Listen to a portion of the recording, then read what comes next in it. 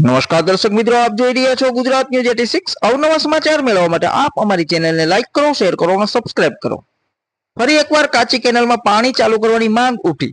બનાસકાંઠા જિલ્લો એક ખેતી પ્રધાન જિલ્લો છે અને જિલ્લાના લોકો ખેતી કરી પોતાનું ગુજરાન ચલાવતા હોય છે, ત્યારે ઉનાળાની કાળઝાળ ગરમી વચ્ચે ખેડૂતો પાણીની માંગ કરી રહ્યા છે। ત્યારે આજે 5 તાલુકાના ખેડૂતો દિયોદર પ્રાંત કચેરી ખાતે એકઠા થયા હતા અને વિવિધ સૂત્રોચ્ચાર સાથે દિયોદર પ્રાંત અધિકારીને આવેદનપત્ર પાઠવી સુજલામ સુફલામ કેનાલમાં પાણી ચાલુ કરાવવા માંગ કરી હતી। જો કે ખેડૂતોએ આવેદનપત્રમાં જણાવ્યું કે હાલ ઉનાળુ બાજરી અને પશુ માટે ઘાસચારાનું વાવેતર કરેલ છે, પરંતુ સુજલામ સુફલામ કેનાલમાં તારીખ 16/5/2024 થી પાણી બંધ કરી દીધેલ છે, જેના લીધે અમારો પાક નિષ્ફળ નીવડે તેવી પરિસ્થિતિ નિર્માણ પામી છે।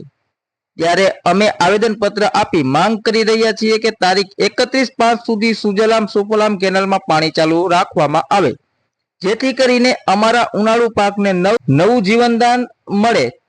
ત્યારે હવે તો જોવાનું જ રહ્યું કે શું આગામી દિવસોમાં સુજલામ સુફલામ કેનાલમાં પાણી ચાલુ કરવામાં આવશે કે નહીં।